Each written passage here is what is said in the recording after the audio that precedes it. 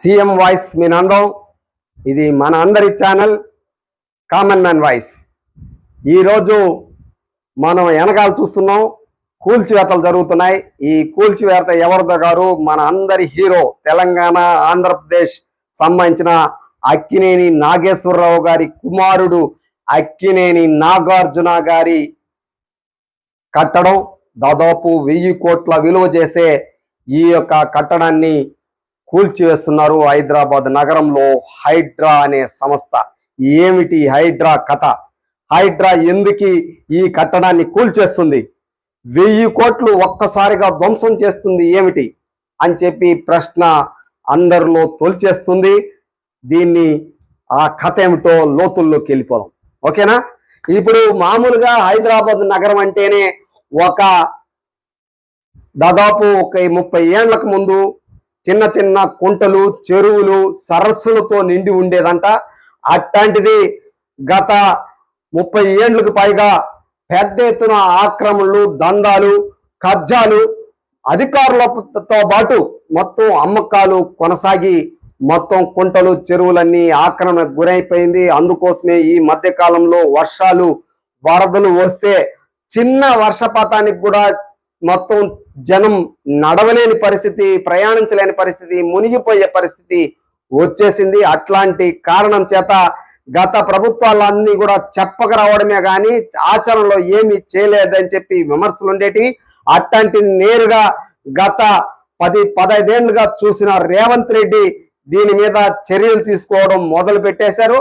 గతంలో కూడా ఈ విషయాన్నే అసలు నాగార్జున గారు 12 ఏళ్లకు ముందు కట్టినప్పుడే దీని మీద అసెంబ్లీలో లేవదీశారు రేవంత్ రెడ్డి గారు. అది నేరుగా చూడండి ఆయన ఏం మాట్లాడినారు. ఆ విషయం మనం చూస్తే మనకు అర్థమవుతుంది. సో ఇక్కడ ప్రభుత్వాన్ని మేము సూటిగా అడిగేది, చూసారా, ఫేజ్ 1 లో మీరు తీసుకున్న చెరువుల గురించి అంతా కూడా మాట్లాడుతున్నారు. నిధులన్నీ ఖర్చు పెట్టిందని, అందులో అక్రమాలు జరిగినాయని, అవినీతి జరిగిందని ఏమైనా ఆరోపణలు వచ్చినాయా? వస్తే ఎంత మేర నిధులు ఈ అక్రమాలల్లా నిగ్గుదేల్చారు? ఏళ్ళగా మీరు తీసుకున్న చెరువులు దాదాపుగా మా దృష్టికి వచ్చిన మేరకు 9000 చిల్లర తీసుకున్నారు, కానీ మంజూరైన 8913. సెప్టెంబర్ వరకు మాకున్న సమాచారం మేరకు 267 చెరువులు మాత్రమే పూర్తయినాయని సమాచారం అందుతుంది అధ్యక్ష. కాబట్టి ఫేజ్ 2లో కూడా ఎన్ని చెరువులను ప్రభుత్వం టేకప్ చేసింది, అడ్మినిస్ట్రేటివ్ శాంక్షన్ ఇచ్చింది, ఎన్ని చెరువులు ఈ రోజు వరకు పూర్తయినాయి, నిధుల కేటాయింపులన్నీ, ఖర్చు పెట్టినవన్నీ కూడా వివరాలు చెప్పాలి. అదేవిధంగా ములుగు నియోజకవర్గానికి సంబంధించి మంత్రి గారి దృష్టికి అక్కడ జరిగిన అవినీతి మీద ఏమైనా ఫిర్యాదులు వచ్చినాయా? దాని మీద మంత్రి గారు ఏమన్నా విచారణకు ఆదేశించండా? విచారణలో తేలిన అంశాలు ఏంటి? అవినీతి జరిగిందనా, లేకపోతే అధికారుల మీద మంత్రి గారు ఏమైనా చర్యలు తీసుకోమని చెప్పిండ్రా అనేది స్పష్టత ఇవ్వాలి అధ్యక్ష. అదేవిధంగా ఈ చెరువుల కబ్జాలను కూడా ఎంతటి వారైనా కూడా ఖచ్చితంగా తొలగిస్తాం. ఈ చెరువులే వరప్రదాయిని తెలంగాణ ప్రాంతానికని పదే మంత్రివర్యులు కానీ ప్రభుత్వం కానీ చెప్తా వచ్చింది. అయితే ప్రధానంగా సినిమా హీరోలు అంటే ప్రజలకు ఆదర్శంగా ఉండేవాళ్ళు, మంచిని ప్రజలకు బోధించేవాళ్ళు, వాళ్ళని ఆదర్శంగా సమాజం తీసుకుంటుంది. హైటెక్ సిటీ ఎదురుగా గురుకుల్ భూములలో ఎన్ కన్వెన్షన్ అనే ఫంక్షన్ హాల్ ఏదైతే ఉందో అక్కడున్న చెరువులో సగానికి అడ్డంగా గోడ కట్టి కొన్ని ఎకరాలు ఆక్రమించుకొని ఫంక్షన్ హాల్ నిర్వహిస్తున్నారు. పదే ప్రభుత్వం దృష్టికి వచ్చింది, టీవీ ఛానళ్ళల్లో, పేపర్లలో చూపించారు. అక్కినేని నాగార్జున గారు కూడా దాని మీద స్పందించారు. ఈనాటి వరకు ఆ ఆక్రమణలు తొలగించలేదు.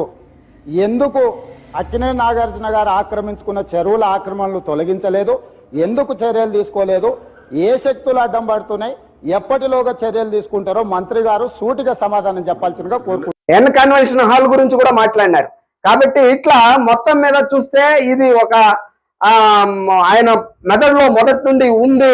మొత్తం ఎక్కడెక్కడ ఆక్రమణలు ఉన్నాయి, అదేవిధంగా ఫామ్ హౌస్లు ఎక్కడెక్కడ అక్రమ నిర్మాణాలు ఉన్నాయని చెప్పి ప్లాన్, దీని అన్న కూల్చాలనే ఒక ఐడియా మొదటి నుండి రేవంత్ రెడ్డి గారికి ఉన్నట్టు మనకు అర్థమవుతుంది. అదేవిధంగా ఇప్పుడు మనం కానీ చూసామంటే గతంలో అధికారాన్ని రాకముందు బీఆర్ఎస్, కేఆర్ఎస్, టిఆర్ఎస్ పార్టీ అప్పుడు మామూలుగా ఉద్యమ పార్టీగా ఉండేటప్పుడే దీని మీద పెద్ద ఎత్తున సీమాంధ్రాల్లో వాళ్ళంతా ఇక్కడ కబ్జా చేసి కట్టేస్తుంటారు, దీన్ని అనుమతించకూడదు అని చెప్పి పెద్ద ఎత్తున పోరాటం చేయడం, దాని మీద మాట్లాడటం చేశారు. అక్కడికి వెళ్ళి కూడా ధర్నా చేశారు, ఎన్ కన్వెన్షన్ దగ్గరికి వెళ్ళి.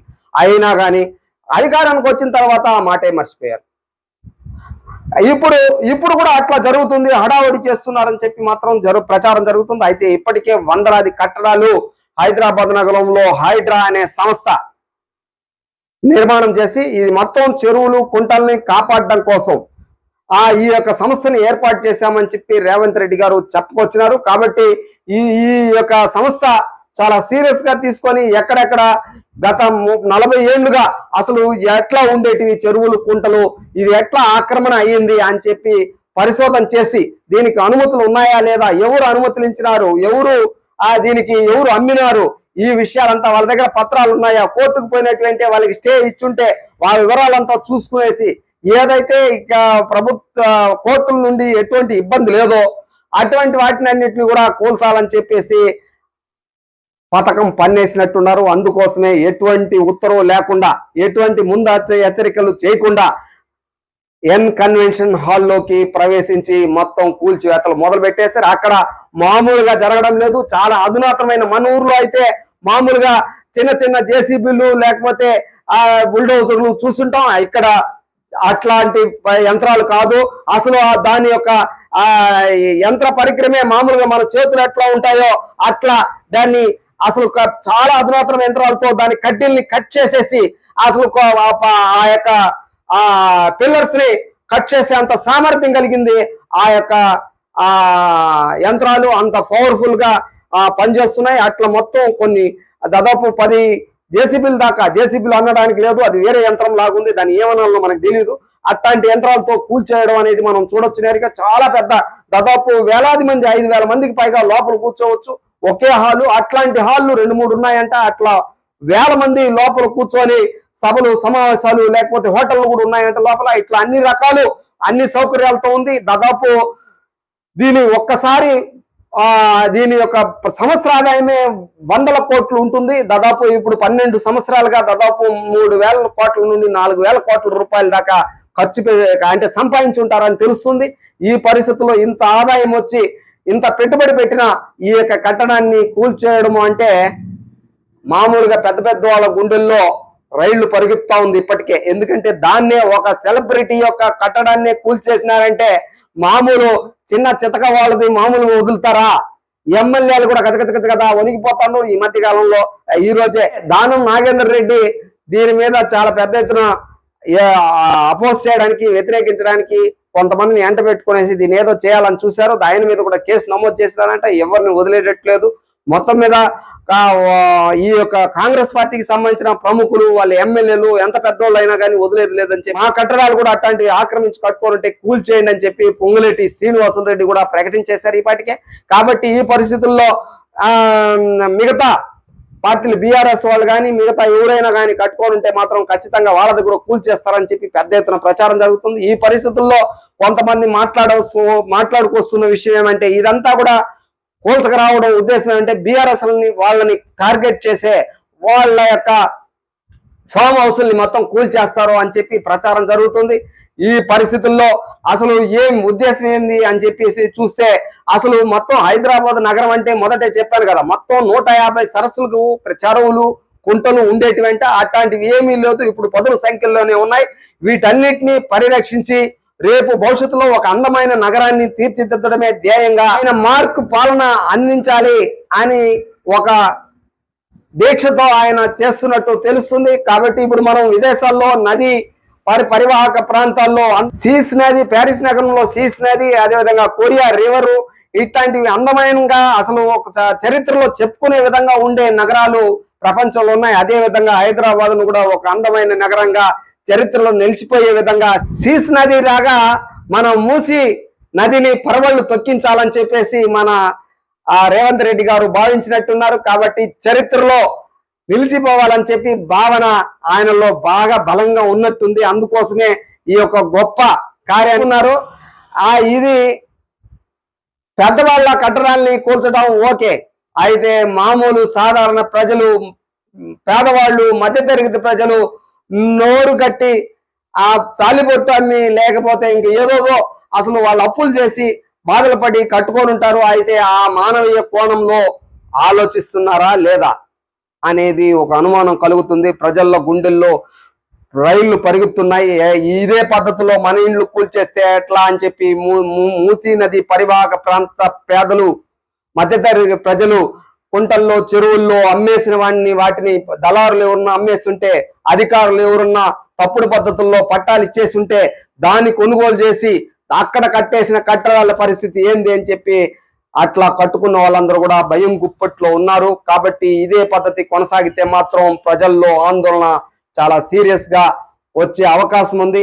దీన్ని రెచ్చగొట్టడానికి రాజకీయ నాయకులు కూడా కాసు కూర్చొని ఉండే అవకాశం ఉంది. కాబట్టి దీన్ని ఇట్లాంటి సమస్యలు రాకుండా ఎట్లా స్కెచ్ చేశారు మన రేవంత్ రెడ్డి గారు మనం చూడాల్సిన అవసరం ఉంది. ఈ పరిస్థితుల్లో ఈ యొక్క ఒక ప్రముఖ సినీ నటుడు ఈ నాగార్జున గారి కట్టడాన్ని కూల్చడం మీద రేపటికి రోజు ఎట్లా ఉంటుంది అనేది మనం చూడాల్సింది. ప్రజల్లో వచ్చిన స్పందన ఎట్లా ఉండబోతుంది అనేది మాత్రం ప్రశ్నార్థకంగా ఉంది. ఈ పరిస్థితుల్లో మొత్తం కాంగ్రెస్ వాళ్ళు, బీఆర్ఎస్ వాళ్ళు, ఇంకా ప్రముఖుల కట్టడాలన్నీ కూడా కూలిపోతుంది. ఇప్పటికే వందల కట్టడాలు కూలిపోయాయి. ఈ హైడ్రా యొక్క పనితీరు చాలా సీరియస్ గా ఎవరిని వదిలిపెట్టేది లేదని మాత్రం చెప్పుకొస్తున్నారు. కాబట్టి ఈ పరిస్థితుల్లో మానవీయ కోణంలో ఈ హైడ్రా చూడాలి, రేవంత్ రెడ్డి గారు చూడాలి. వాళ్ళకి ప్రత్యామ్నాయం చూపించి వేరే కట్టడాలు కట్టి వాళ్ళకి నష్టం జరగకుండా చూడాల్సిన బాధ్యత రేవంత్ రెడ్డి గారి మీద ఉంది.